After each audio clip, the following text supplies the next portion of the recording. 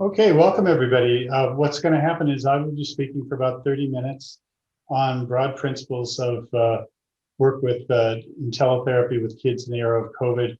Then Dr. Lanktree will speak for 20 minutes on specific applications to families and other people, parents, etc. And then I'll spend another 10 minutes at the end about issues around opening back up again and under what conditions we should do that. There's been a fair amount of professional guidance on that, although it's still sort of up in the air. For those of you who didn't attend the last one, this is the second part 2 of the trauma teletherapy. You can this slide deck though, which you can download, can they get it from you, Randy, or download it? All of the information with the handout and the link to the video from part 1 are in the chat box and can be downloaded from there. Okay, so although we're starting at 2, 1 is also in this deck. So when you download it, you can get actually the first one in its entirety and the second one. The big difference is in the first one, we spoke a lot about safety and issues around social marginalization and how that both encourages COVID infection and increases the likelihood people will become ill and will suffer from the disease. And then just talking generally about how working in a community of kids who are already discriminated against and oppressed and marginalized, suddenly asking them to do these things, which are rather strange, which is to talk into a little box. As we talked about last time, and I'll be mentioning in the next slide actually, it's turning out that this is a bigger deal for the therapists and the clients. They've been living with little screens their whole lives just about, so they don't see it quite as strange as we do. But obviously it's new for all of us. We're still in the process of figuring this stuff out. The advent of the vaccine at the end of this year, or more realistically, the first months of next year, will also hopefully change this a lot. But generally, the government and other groups are advising us to assume that we will always have a risk of endemic or pandemic disease, and that even in the next months, we'll still be using masks, et cetera, which will obviously be relevant working with kids. And just because the viruses are 90-95% protective, if they turn out to be, that still means that a lot of therapists will have potential medical conditions that increase the risk of contracting and perhaps even dying from COVID. So even though it's a 90% coverage, it probably won't mean that we'll go back to where we were as much as some intermediate state, which would nevertheless be a lot better than what we have now. And lastly, the federal government is offering guidance recently, and I think I included that in the manual, which you can download for this presentation, to expect further pandemics. I know that's a total bummer, but we're probably in the world now of rapidly communicated viral diseases. And so even though we may get through this one, I don't want to be a downer about it, but there may be more. So the good news is that things will get better. The bad news is it won't be the way it was. So the first thing to talk about very briefly is teletherapy related threats to rapport. It's interesting. As I mentioned, we thought, and clinicians, when we asked them, because a lot of the manual that you can download on this topic, as well as these PowerPoints here, are about the notion of how do we make the therapy process feel more comfortable for the client so they can continue to interact with us in positive ways. But as mentioned, that may be more of the therapist's issue. The second thing, though, and this comes up a lot, and we may ask Amy to talk about this too, is that very traumatized or avoidant youth may appreciate the physical and emotional distance associated with teletherapy. So rather than being a bug, it's an actual feature. It's an advantage of this is that kids can, at minimum, feel that they could just turn off the screen, etc. Some kids will actually turn off the screen while they're still in therapy. This is, in the various venues that I've been involved in the last couple of months and meetings, some people say that's just horrible and the kid needs to be online to get the full benefit of the therapy. But, a lot of the kids we see have really got a lot of stuff going on with them. They're distrustful, they're traumatized, they're hypervigilant, and they may want the screen to be off sometimes, which is quite disconcerting to the therapist, and we'll talk about that more to some extent. So, but although some kids seem to be fine with this, we have found that some kids complain about it. Therapists are quoting the kinds of things we see here as reasons why they're trying to still see the client in an office or in some other context. Not something that we actually recommend, that you have to see someone in an office right now unless you've already taken all the precautions that the various organizations and governmental groups are having around when we can open up and what conditions. So the usual things we hear from kids, and by the way, a lot of this comes from us canvassing an awful lot of therapists in the last couple of months about what were the pluses and minuses of their work in this area. The clients sometimes think it doesn't seem real, and the extent that it's not real, it may make less impact on them. It may co-conspire with dissociation to make things even more remote and disconnected. Some clients report that they don't feel seen. Feeling seen is probably an attachment statement in a way. It means, do you get me? Are you with me? Do you relate to me? Is this personal between you and me? But sometimes the notion that there's very few, as we know in the next point, very few cues and responses that clearly that can be picked up during the screen means that the kid may not feel they're actually on one-to-one with you and may not feel that you understand them the way they do otherwise might. And again, just the lack of normal cues and responses to screen interactions can lead to problems. This has not only been found for kids, it's been found for people that just take a lot of Zoom meetings, that fatigues the brain. We actually want more data than we get in these interactions and can lead to fatigue relatively rapidly. If you've had multiple Zoom calls in a row, you know something about that. For kids, the lack of remember, you know this as much as anyone, but these kids are scanning for danger constantly because they came from danger and they received danger in the context of relationality and intimacy and closeness, which is exactly what we're trying to replicate on some level, albeit in a highly boundary specific sort of way. So what this can mean is that kids don't trust us. They don't know what we're doing over here. They wonder if we're looking at someone off camera. Is there someone else in the room? If you are wearing a mask, some kids will complain that they don't see you enough to know that you're even you, or are you laughing at them behind the mask, or whatever things are going on. So hypervigilance and distrust are going to come along for some of these kids, although others seem to be unaffected by it. And then for kids whose early attachment dysregulation and insecurity led to experiences of disattunement and abandonment, they're likely to have those things re-triggered now when you are already less available on more narrow bandwidth than when you see them in therapy. So this can react, this can cause them to be much more triggered into disattunement and abandonment. In our writing on the manual, Cheryl and Amy and myself, we spent some time talking about just the triggerability of these things and what can actually occur. And so how can we negotiate that with clients so that they can, in some sense, get used to this new way of not getting as much feedback without necessarily seeing it as a negative response. I think in the manual we call some of this transference. This explains the difference between evidence-based approach like we would recommend here, which doesn't really count on transference too much. It's fine to use the word, but the word kind of covers a lot of different things. What we mean here is that the therapist or the therapeutic environment or the client's response to the therapist activate early memories and implicit recollections of attachment dysregulation, et cetera, which they may not even be aware that they're being triggered. They may think they're responding to the current environment. So whereas in the manual we said be highly attuned to the client's fears of disattunement and abandonment, finding ways that they can feel that they're still connected with you. And then we've all had it by now, but Zoom and all the other platforms have their own problems. They freeze, they distort, they suddenly make the therapist look like a scary monster. We've watched some CNN interviews where people's connections weren't that good, they're pretty frightening. There may be sudden sound will cut out, often with less bandwidth. The algorithm will choose the visual over the auditory, and therefore the kid can't hear what you're saying. But these things, in some sense, they've said in the psychotherapy literature, that certain things can break the trance.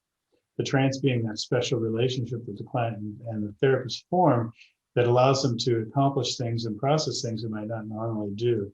When the screen goes crazy, or the therapist goes away, or the sound drops out, or the image pixelates, or those kinds of things, it may, and we have heard kids report that kind of ruins it. It's a spoiler. It reminds them of the situation that they're in terms of decreased contact with the therapist. So let's, in a little bit of time we have today, talk about some of the remedies to these various issues. Let's start with rapport. The first thing is, and I can't stress this enough, manage your own technology fears, get comfortable with the platform. Some people are trying to become comfortable with the platform by using it on clients until they get the hang of it, and I understand that. But what we really recommend is that you practice with your partner or your friend or another therapist to see where the camera setup is, how the sound works, how you feel about stuff being broken down into PowerPoints, if it's going to be PowerPoints, or if it's just going to be interaction with you and your client. So trying to get more comfortable with this. This gets more complicated, as a lot of us know, when there are multiple platforms out there. Just when you're really cool with Zoom, someone throws in another platform and then you have to start over again. So really practice beforehand, get comfortable with the platform. Just as attachment theory, a frightened or frightening caretaker can induce attachment and security in a young child. Well, so if the therapist is afraid in this process, they may seem very insecure, frightened, etc. But you're just a human. Of course, you get to do those things, but there are going to be impacts sometimes on the attachment connection to the client and the therapist, especially if the client needs the therapist to be in charge, cool, calm, and collected, etc. A lot of this was what Amy wrote in the manual. To be prepared for anything that can possibly happen, probably will happen, and that if you can work with the client beforehand to provide antidotes to the fact that this will happen, it's much more helpful. So if you say, you know what, the internet connection is not always really good. If it stops working or it goes weird, what should we do about it, etc. Talking about that beforehand. If things start to get really rough, where you're actually losing the bandwidth, losing the connection with your client, maybe they're talking about upsetting things. This is not something we've had to deal with before, typically in regular psychotherapy, where you can work with the client. So usually we want to talk about a backup plan here and an actual algorithm. If the connection fails, try for 5 minutes, because one may keep on trying, the other one's trying to do something else. If that fails, go to phone. If phone doesn't work, then what else could you do, or whatever it might be. Or you could reconnect in another 20 minutes or something like that. So planning out the outcomes so that if things do go badly, and they eventually will, especially a lot of our clients coming from less moneyed environments, they may not have the best of technology. Some of them are going to be trying to do this on a phone or an iPad or a tablet, which is fine, but there are some costs associated with that, including the quality of the connection. Phones and tablets are probably going to be using phone-based internet connections, which are notoriously weaker than wireless regular router-based sorts of things. One of the things that we find often, just in general in this work, I know you're aware of it, is that there is research showing that we can tolerate a lot if it's explained to us beforehand. Even things like forensic rape evaluations, to go really far afield, they found that when women and men or whomever it was were told beforehand how the exact procedure would go, including the uncomfortable parts, etc., those clients did considerably better in the examination. They reported less fear, because part of what they were afraid of was the changes, the unexpected parts of it. So in this situation, we're talking about something different, but still the bottom line is that if we can work with the client to talk about their concern, fears, and comforts with remote therapy, making jokes about it, the therapist may even talk about their uncomfortableness with it to some extent. Asking the client on an ongoing basis how the therapy is going, are there any issues associated with it? Sometimes they won't tell you, and then you ask them and they say, well, I can barely hear you. That's after 3 sessions, and it would be nice to know that ahead of time. Camera placement can be really complex. I doubt if many of you are gamers, maybe some of you are, but if your computer has displays that are off to the side of you, they'll look weird on a Zoom interaction with someone else. And a lot of the kids, some kids are platform players themselves. So working out what the platform should look like in terms of even where the picture should be, and working with just the basic issue of things that are probably going to go wrong. But if we talk about it beforehand, it may not seem so big. There's this weird thing, isn't there, with kids that have been traumatized? They don't want you to beat them up. They don't trust you. They don't think they're safe with you. They're hypervigilant, and ... They want you to be secure, safe, reliable, etc., which is kind of a hard combination sometimes. But what this can mean, the extent to which whatever happens in the session, technology-based at minimum, is formally talked about, including I would recommend that you ask the client in every session how the Zoom went today, do they have any issues with it, etc. In the previous session, we talked a lot about Client convey code words to the therapist if they know that if someone else is in the room or they're in some kind of danger. So those kinds of things, but just talking about that in this context may also be helpful. How did session go today? Was it easy? Were there any problems, etc.? Now, again, I think there's even controversy in our little group here. I'm not sure, but there is controversy in this area. Can clients turn off the screen when they're stressed? And I'll bet you we have, I don't even know how many people we have in here now, but a lot of them, 220, I'll bet you there's 220 different views on this. So the issue is, if your client's upset or they seem distracted or they're having a little ADHD moment or they're doing something else and you're talking to them, suddenly they're shut off. This can activate what we could call in the old days countertransference and use sort of the anger that they're not doing their part, maybe your own attunement issues. But basically, it feels like this is sort of ruined therapy because now you can't see the kid's face. So, I mean, if you look at all the people we talk to and the guidance and the things, generally, we want to discourage turning off the camera. But if the options are turn off the camera or not be on the session, I would go with turning off the camera. ITCTA, as some of you know, is a very flexible client-centered approach, and so they get to drive the bus to some extent, and this may be part of the bus that they need to drive. Cheryl or Amy, do you have anything you want to say about that, or should we just go on? Yeah, I've encountered situations where the camera is set up in such a way that the client isn't actually looking at you, they're looking somewhere else. And again, apropos of the issue of empathic attunement, it's really helpful if you can kind of guide them back to more visual contact, eye-to-eye contact, which Don will be mentioning. And also we talk about this in ITCT all the time, which is these kids have quote authority issues. What that really means is they've been hurt by people that should have protected them and taken care of them. So you don't want to get into a power struggle here. If you start saying, put that camera on my face right now, as that recent CNN person demanded of someone else. We thought that was hilarious that the anchor was saying, put the camera on me. Right. So don't do that. Don't get into a fight like that. But, if you can just sort of counsel them or maybe even just over sessions, some of this is almost motivational interviewing. It's like, why don't you have the camera on? What's the deal we could make? Like, instead of you're looking completely off camera, could you look a little off camera or could you adjust this or that so that you're not activating associations with unthinking, uncaring power figures who just want you to do what they're doing. Now, this one's always an interesting slide.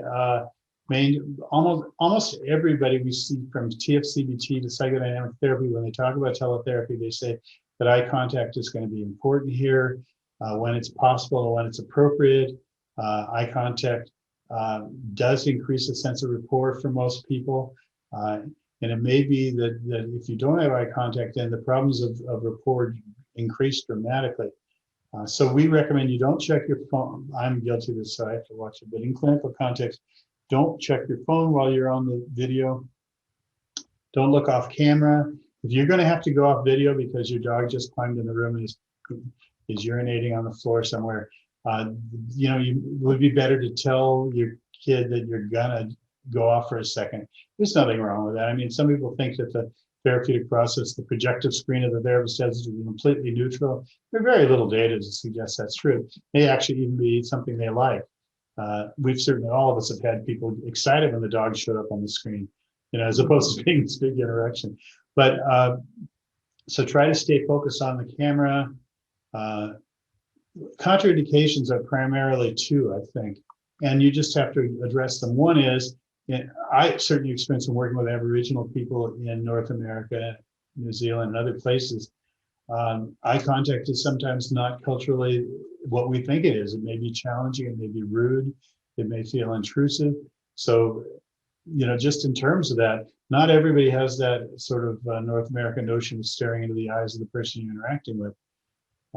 If you work cross-culturally, you probably had to practice. How do you look at someone without staring at them? Or if they're a trauma survivor, how do you make eye contact without them feeling they're being scrutinized or judged? How do you actually find that intermediate state? So keep in mind that eye contact is probably good. You'll know right away if it's working or not, and then to titrate it to whatever level it is that they can Several guidances out there from organizations have said to consider the increasing your expressiveness on video calls, which is there's a tendency for Zoom to make us zombies.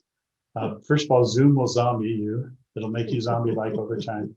But secondly, what might in a session seem like kind, caring, but downscale kind of low intensity interaction with a therapist may look worse on Zoom. So I don't mean you should say, "Oh my God, I got to see," but still, to just monitor your facial expressions. Feel free to have them. Move your body. Use language in whatever way might be helpful with that. And then this is always true for ITCTA. Explicitly verbalize appreciation of the client's willingness to do this, because you're being a therapist and that's rough. You're doing it with a rotten infrastructure and that's rough. And you have your own concerns and your own family, et cetera. The client's really showing up for something that's scary. They're actually trying to address the most hurtful or scary things in their entire lives. Interaction with a person who may represent some of the groups that hurt them in the first place. And the fact that they're still willing to sit there with you. You got a gang member giving you grief on Zoom at 2 p.m. I mean, my general view of that was, wow, what would that take for that kid to be willing to be here in this way with us? We have now a Labrador trying to take over the room. Come on, kiddo. Oh, God. Oh, sorry. So just verbalize, express that appreciation as time goes on. Now we're going to talk about exposure therapy, not exposure, but as much as emotional processing, not because of saying you should do it or shouldn't do, but are there any adjustments we want to make? Because here's the deal, and it's very blatant in ITCTA where we talk about this explicitly. Exposure therapy or emotional processing is a part of most effective trauma therapies in one form or another, whether it's TFCBT or whether it's even just the relational processing and interactive psychodynamic therapy. They're all asking the client at some level or another to re-experience triggers or experiences which activate distress, which in the presence of safety and non-danger, what we call disparity between what you're experiencing and what's actually happening, that disparity means that we can counter condition and process traumatic material. However, as you know, those of you ITCTA people, we do get a lot of kids who have such severe emotional regulation problems, so much hypervigilance, post-traumatic stress, et cetera, that they can't actually do much exposure therapy right at the beginning. Now, I know some of you are probably dyed-in-the-wool prolonged exposure or TFCBT people. That's absolutely fine. The intent is definitely big enough for all of us. The question is not, do we use it or don't we use it, but if we're going to use it, how do we actually use it? And the problem is, first of all, we generally want, when you're doing exposure therapy, to be hyper attuned to the client's what we call therapeutic window, or other names for just, are they able to process distress without being overwhelmed? It requires a fair amount of attunement from the therapist's part. But unfortunately, because of the constraints and reduced bandwidth of teletherapy, it may be harder for you to see if your client's being overwhelmed by the material. Generally, for this alone would mean we tend to say start slow and go low, which is bring it in very tentative, careful ways, watch to see what the client's reaction is. If they can do it, ramp it up a little bit, but just stepwise, little bit by little bit. And to just be constantly aware of what the client's experience is, because they can't necessarily show us a dilated pupil or sudden jiggling of the knees or something. We may also encourage them to ask us more what the experience is like. So when you ask them to talk about something that's upsetting, ask them how they're doing around that. That's generally a good grounding principle for working with traumatized people anyway. That can be very helpful. Because the therapeutic rapport may be decreased in this work, a lot of us have commented on the fact that, especially for longer term therapies, effective exposure often requires fairly high sense of safety and connectedness and groundedness. So the extent to which the therapy process through an internet connection lacks in those ways, it may be that we have to spend more time trying to make the client feel safe and more time emphasizing the safety of the therapeutic process. So let me see how long. Okay. So what are things that we can do about this? So we hear everything. So here, okay, so some people are saying don't do exposure. They're just saying don't do it. It's not worth it. it makes perfect sense. Above all, do no harm. Our physician colleagues have been saying that to us forever. I personally think you can't do therapy without exposure. It's just what kind of exposure it is. If you're interacting with me, I'm activating your early relational schema associated with authority, connection, intimacy, love, connection, etc. So of course, there's going to be that anyway. It's just that the more that the process involves ramping it up to classic exposure emotional processing paradigms, whether it's processing a narrative or talking about a specific event in some other way, that we want to just be aware of without getting all ideologic here, because some people think exposure is good, some don't. Especially if we call it emotional processing, all of therapy is about that. Can we do that in a way that is grounding enough, that is not so overwhelming, that the client can actually process without being freaked out and having to use avoidance strategies, which would then shut the client down. By the way, again, this titration of the process can be the relational process too. If the client's not trusting you much, they're not sure what's going on, they haven't gotten used to you so much, and then you are very warm and loving towards them. I often bring this up in workshops. It sounds like, of course we want to be that way. But for a client who's had their boundaries transgressed sexually or have been criticized and attacked in various ways, maybe they were groomed beforehand, maybe that the parent is ambivalent and therefore is kind in some moments and mean in others, or the parent is a highly triggered person, so they can go from 0 to 60 in a second, because the client is kind of attuned to those things. What we need to make sure is that we try to stay within the therapeutic window by being at the lower end of the window when we don't know. So when in doubt, don't do major exposure, but we would not suggest to you that you don't use exposure at all. It's just that you try to figure out how to do it, and that you appreciate that relational exposure means literally what's going on in the session. As Cheryl has said in other workshops, you get that kid who's calling you names, saying how much they hate therapy, putting you down, rolling their eyes, sighing, etc. But then, you keep noticing they show up every week. So, so like there were two stories there, right? There was I have to do this, it's my job description. It's I have to do this because I want you to know I'm not feeling safe. Can you make me feel safe? And by the way, I really care about you. Can you provide this safe, caring, ongoing process? What that can mean sometimes is that we do less formal exposure in those ways.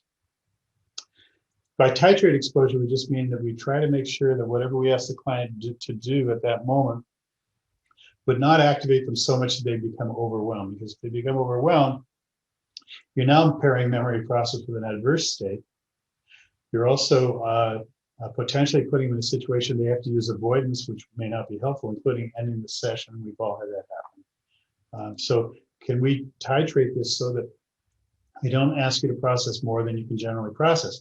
Again, the problem with the Zoom is we don't have as much feedback, so that means we have to be more conservative, more careful. So some of us are working this new reactive avoidance model of talking about interspersal.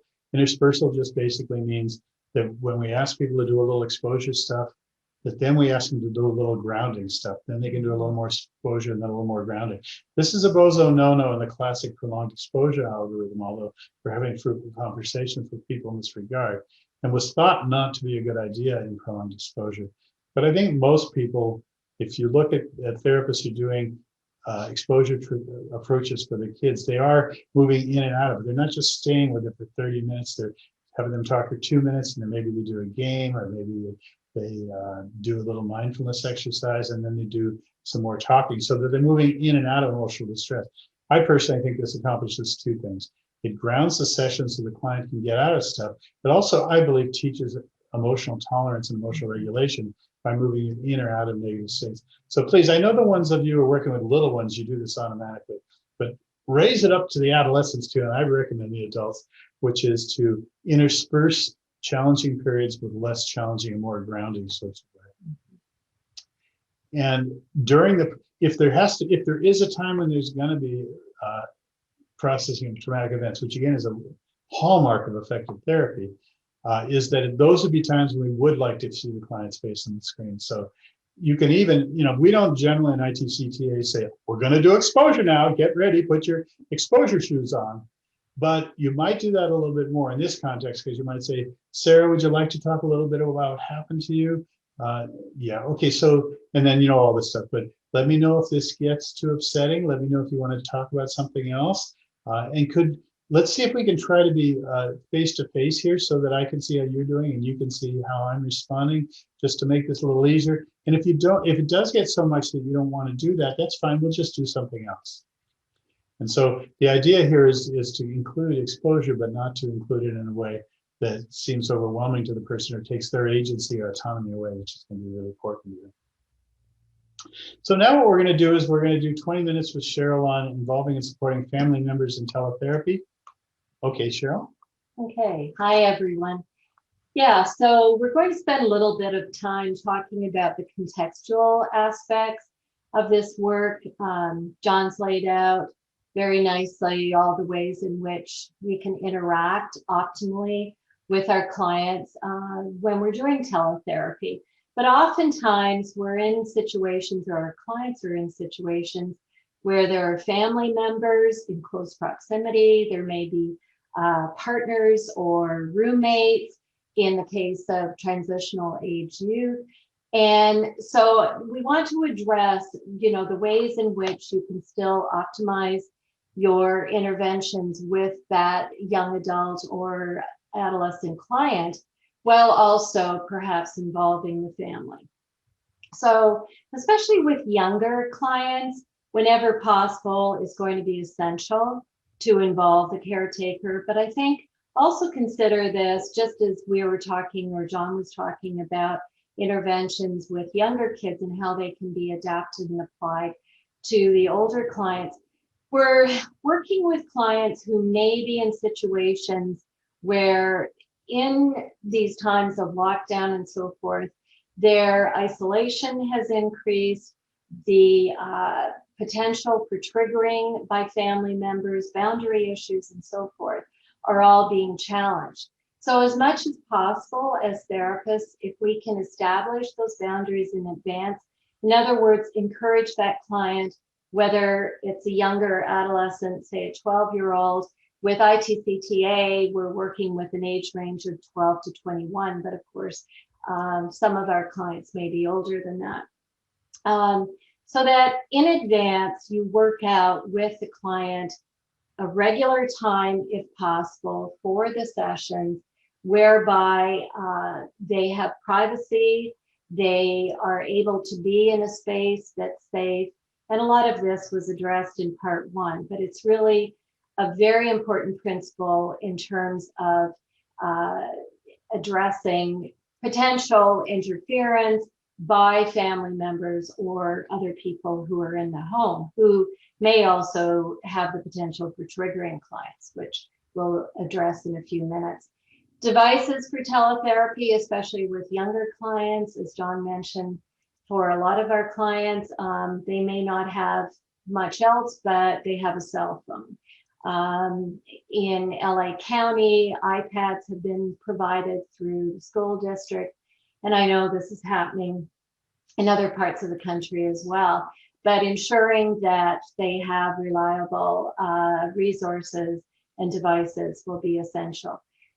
In terms of assessment, I'm not going to talk about this too much because it was very nicely discussed by Amy Escott in part one, incorporating methods that utilize shared screen, strategies, using various measures that are listed at the NCTSN, the National Child Traumatic Stress Network website, but also using tools such as the assessment treatment flowchart for adolescents if you're using ITCTA. So we do know, though, that given the circumstances that we're dealing with this pandemic and now increasing numbers, that schools may be shutting down more, social service agencies may be less available, and so that the extent to which we are able to get background information may be somewhat compromised, and we may be more reliant on that caretaker, and especially for younger adolescent or younger youth, a portion of the session time may be allocated to work with that caretaker in terms of information gathering in the beginning. Okay, and we also have situations, of course, where the caretaker is being highly activated. We know because of the notion of multi-generational trauma that a lot of caretakers, for the most part, in our work, I would say it's almost inevitable that caretakers or family members that are interacting with that youth that we're working with as a primary client has their own childhood trauma history or their own history of intimate partner violence and so forth, in addition to the current stressors that are presented with COVID, with the pandemic, in terms of job loss, financial issues, risk of contracting COVID if they're essential workers or they're healthcare and or healthcare professionals, or in some way they're at elevated risk. That's going to be a stressor for the family. Perhaps they have pre-morbid, pre-existing conditions that put them at greater risk for complications if they do contract COVID. And then we also have clients who are in overcrowded environments, who may have multiple people living in a one-bedroom apartment. They're also dealing with social isolation, caretakers and kids, in terms of not having the usual activities and social supports.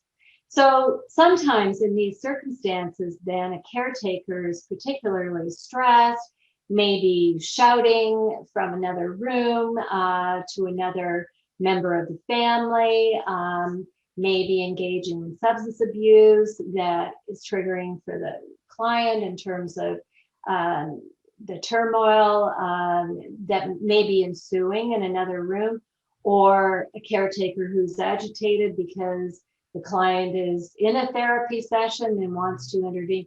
So within the guide, we do lay out some strategies for that, but there may again be some discussion. I would recommend that there is some discussion, especially if that caretaker is highly stressed or a partner is highly stressed. In the case of a transitional age youth, that the therapist can receive a call from the caretaker, or that the youth or the young adult calls and hands the phone to the therapist so that they can talk to that family member or partner, or the clinician calls the caretaker. I think sometimes it makes sense for the therapist to check in with the caretaker routinely before the session. I'll talk about confidentiality issues in a minute. Just hand the phone to the therapist or the client? The youth calls and hands the phone to the therapist. Yeah. So the youth is calling the therapist and hands the phone, and then the caretaker is talking. Hands the phone to the caretaker. Well, yeah, right. Okay. Yeah, that's a mistake there. Okay.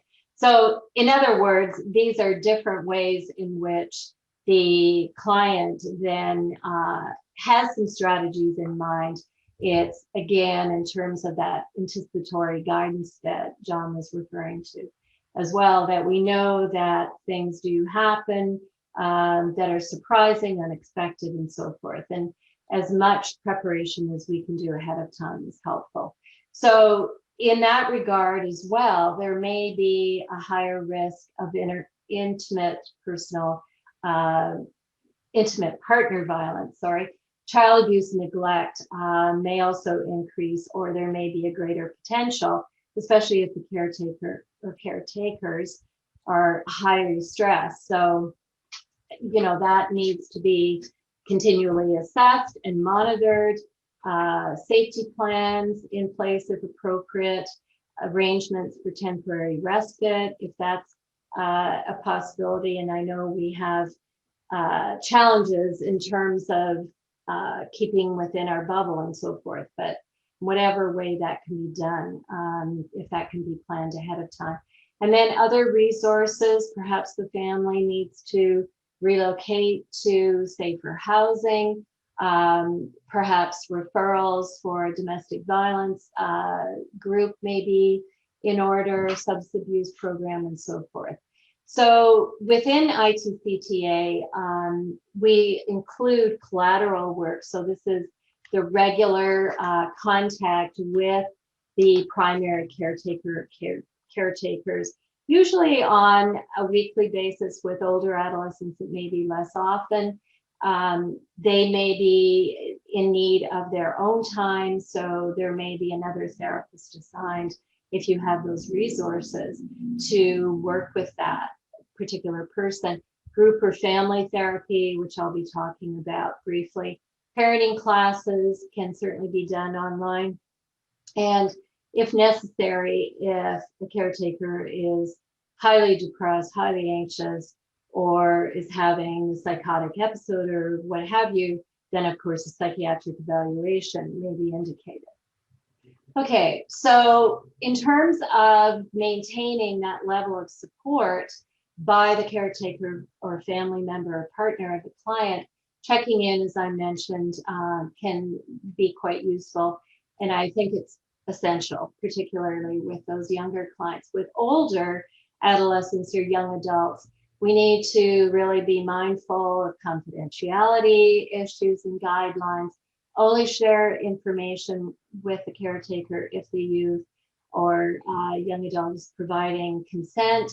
And a dyadic session may be helpful. There may be a lot going on outside your session that the client is not able to address in their individual sessions, and thereby incorporating the caretaker or the partner into a session may be helpful in order to really be effectively addressing those issues. So considering including other family members, even if they're located elsewhere, that's one of the beauties and one of the advantages of teletherapy, that we can do that. And they may be in another state. It might be a step parent who the youth really wants to have more contact with and is not able to see physically. And I think we can definitely be receptive and creative around incorporating those interventions. And as I mentioned, an additional therapist, if the caretaker needs more support, that might be a good idea. It's also good for the therapist to, often on our consultation calls, we hear from people how they're really maxed out and stressed out with all the demands on their time and managing their own household and so forth. So involving colleagues, even in a debriefing manner, or discussing, having consultation, but also perhaps doing co-therapy might be a good idea, or the caretaker has their own therapist. Okay, triggering. As John mentioned, this is, I think it's not whether it's going to occur, it's when it's going to occur. And in whatever ways we can to be very aware of how we can intervene. So sheltering in place, we know, can, in the sense of increasing proximity to people who may have been abusive in the past, or unprotective, or engaging in substance abuse, or whatever our client has been exposed to, the potential is great that they are going to be triggered. So as I mentioned, if that person who's been verbally or emotionally abusive is even yelling in another room, maybe they're on the phone with somebody, it can still be triggering for that client. So we just need to be aware and check in with our client, as John was mentioning. If we're noticing that maybe they're becoming silent, or they're looking more avoidant, or they look like they're escalating, or they're becoming distressed, to certainly check in. And that is, always in the sense of being empathically attuned with our clients, very important in these sessions. So even before a session begins, as we would with in-person sessions in the past, pre-pandemic, how is it going? Checking in maybe how school is going, checking in with their coping strategies. How are they managing? How are they connecting? And I would recommend that is also how you end the session, because certainly to begin with that, to have an understanding of how they might be feeling more or distress or feeling more activated. So, and then addressing, problem solving those triggering interactions that occur and the ways in which they may be able to cope and strategize their responses or take it up later with that family member. I've had clients who experience a member of the family intruding in a session, and they don't address it in that moment because they're in the midst of doing trauma processing work or engaging in their therapy session. But later on, they'll have a conversation with that partner or that family member about the time that is theirs and so forth. So using the ITCTA trigger grid, which is available at our website, is a tool that people have used effectively in the past with in-person sessions, but certainly can be used as well with teletherapy. And of course, teaching emotional regulation. I think this is also helpful for the therapist involved to, when things are becoming more activated within the session, to encourage the client to use deep breathing, self-talk, mindfulness exercises, grounding activities, all of which are described in our various guides. Okay, and then talking about family therapy briefly. And yeah, I know I'm running out of time. So basically for video-based family therapy, you may, as I said, be including people from other locations. It's important to assess the stressors. You're not going to do, just as you would in pre-pandemic days, you're not necessarily going to choose to do family therapy until family members have enough coping strategies that they're not going to get so overwhelmed and so activated within the session, within a family therapy session. Ensuring that people are interacting with each other, not just with you as a therapist, that they're on the screen, they're simultaneously visible and so forth. Go to the next slide. And then these are goals of family teletherapy that are pretty consistent, but then even more so, we want to be mindful of the impacts of lockdown for the family, while also encouraging the kind of support, developmentally appropriate expectations. In these situations where family members are highly stressed, they may be overly dependent on the youth that is your primary client in terms of taking care of younger sibs. These issues need to be addressed. And certainly, I think for each person who's involved in that family therapy session to have an opportunity to talk about their goals. But overall, the intent is to increase communication skills, to process acute traumas as they arise, to also, as I mentioned, include trigger management, affect regulation skills. And the next slide shows some specific interventions, including using timeline, genograms, family drawings, role playing, and so forth, which you would normally use in family therapy sessions, whether it's ITCTA or other evidence-based models.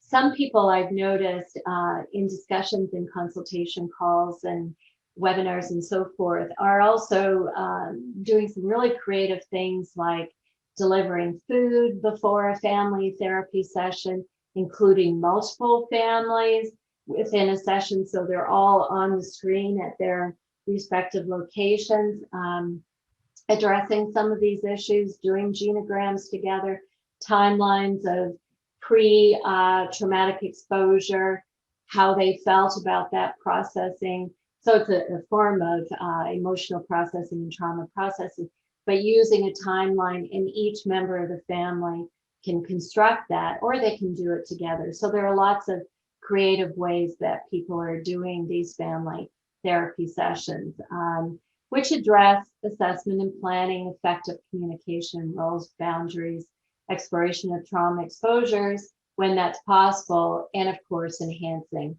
attachment, relationships, and support. And that's it. Okay, I'm just going to briefly go over the last little bit here, which is at some point, some of us are going to return to the office or clinic. Some of you have already done it. Some of you apparently never didn't do it, which must have been very hard and heroic, but you got to do what you got to do.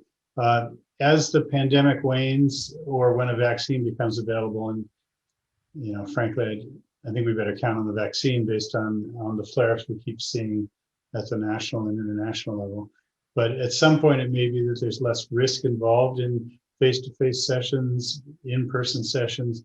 So the big three would be return to face-to-face sessions, or just stay doing what you're doing and stay 100% remote, or have some kind of hybrid session in between as an option.